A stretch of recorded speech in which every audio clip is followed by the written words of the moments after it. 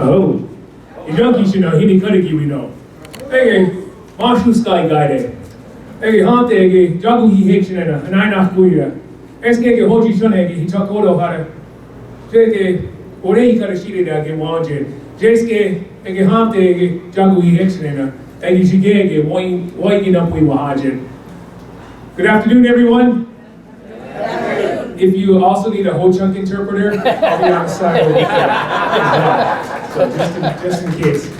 I wanted to greet you in our language, as I was told. They said,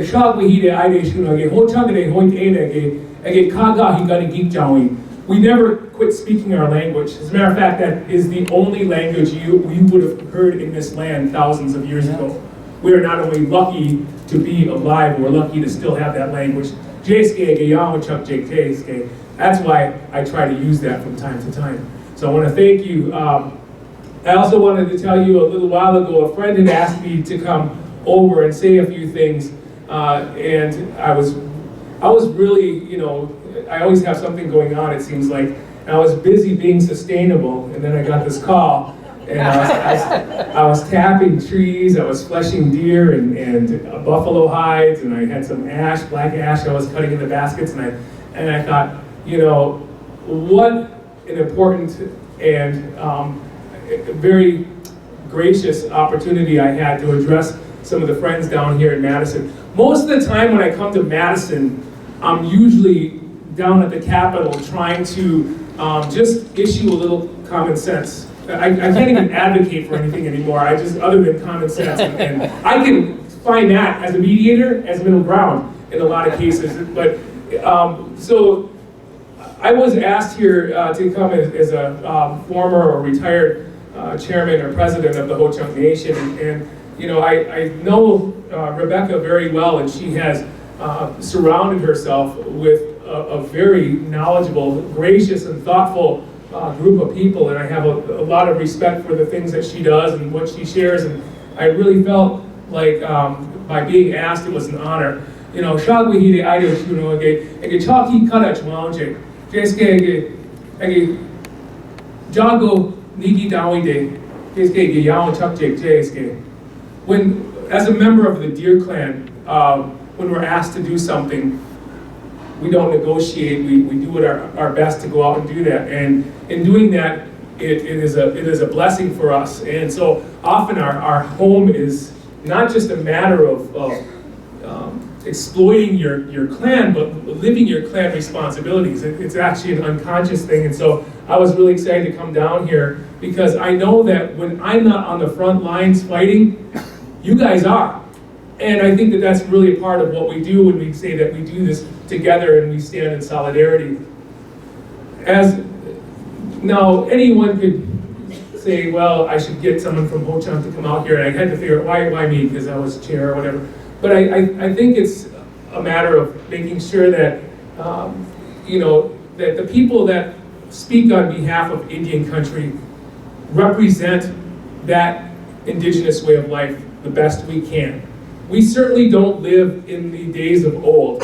As a matter of fact, I was talking about this to my wife on the way down, that how far have we come away from the basic essentials that we've all been gifted to survive?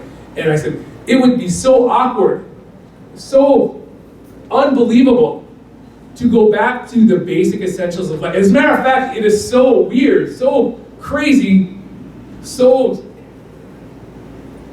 absurd that Hollywood has profited from dropping some naked people into the woods and saying, survive. You guys know what I'm talking about. You're glued to the set, watching these people get bit up by bugs and starving and eating whatever they could. And as indigenous people that have been raised in a culture of survival, we're like, what? How can you be suffering? It was 21 days, and you didn't even make it. 3 days into it, you guys are at war with each other. When a culture lives this communal, this basic lifestyle, you embrace one another for everything that you can do to survive. As the president, I always looked at three things, three spheres. Number one, the tribal membership, the people that ask me to work for them. Number two, the employees. Several thousand individuals, whether they're Ho-Chunk or not, they are family, to make sure that we care. The last is the general public, anyone outside of the nation. So it is a matter of what we call wokihate, to care for one another, to love one another. And I don't think I'm over-glorifying the responsibilities of anyone, whether they're a president, whether they're in politics, whether they're not. But primarily, folks in public service who carry that with them as a part of their culture to survive. The communal relationship that we have between individuals and family members. And so, as I went to work each day with a full agenda, and I came home with what seemed to be the weight of the world on my shoulders and not knowing how to fix everything, the one thing I continue to think about is how do we create healthy homes? How do we create healthy lifestyles? How do we make sure that in the event of a catastrophe, that our people, our families, our friends and neighbors could survive? Now, fortunately, I've had a lot of influence of people that have really taken the time out to teach sustainable practice, to teach a way of life, to respect nature. And often I've found that they have, just like myself, been stereotyped into a culture that is not true. The day has come, unfortunately, that I feared. The day that everything that they taught me and their communities and their neighbors about sustainable living, about utilizing your resources around you, that making sure that you use your work, your hands, your product as measures of success rather than your money is here. You were right. And that's a sad day. Today, I just walking through the building here, just a little bit, I just wanted to pull out my Fight for 15 speech and you know, and I thought, how hard do we have to struggle just to be broke these days? And to have nothing, to be just behind. And it bothered me because it isn't just Madison, it isn't just the people in this room. It isn't just the people with sustainable lifestyles and not. We are every day subject to this bombshell of the day. I have to remove my CNN app from my phone because breaking news is now, oh shit, what do you do? And that triggers different responses in individuals depending on your experiences. Some folks move into survival mode. Others are angry. Others become abstinent and apathetic. Others don't know what to do, become confused. And whatever the case is, it all has us wondering, what's next? What's going to happen?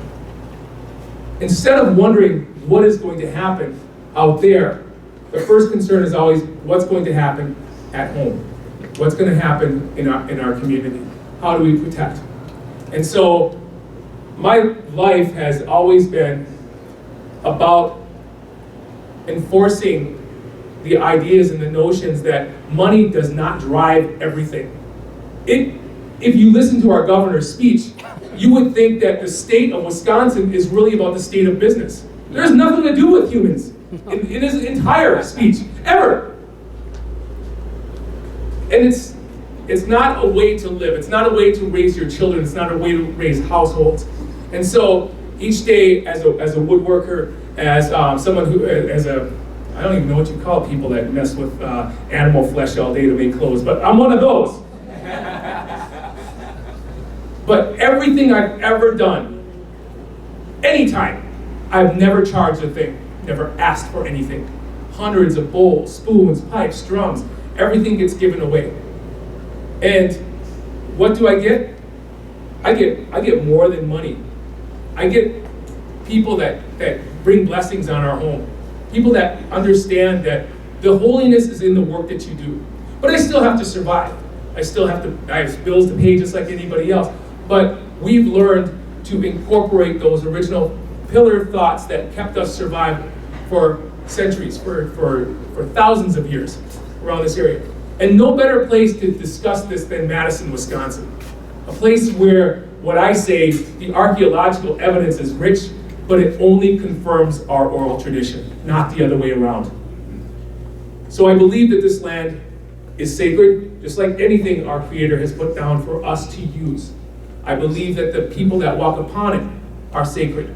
I believe that everything that you do, every good thought that you have, brings us blessings.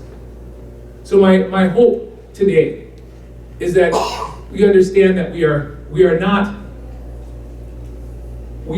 the denizens of the forest anymore. We never were. We were actually, as it comes to light, probably the most sophisticated race of people to ever survive on this piece of land right here.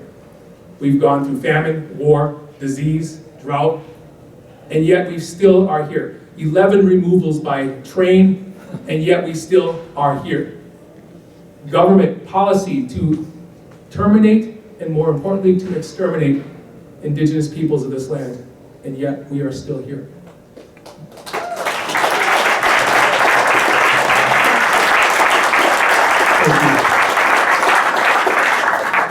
So to honor the legacy of those who have come before me, to honor the friendships that we've had that have helped us get through some of the hardest times, I was more than excited to share a little bit with you today. And I deeply apologize that I do have to ask for your permission to be excused early today because we left a lot of things on the fire, not the sap, but but nonetheless, we do have to get back up to central Wisconsin.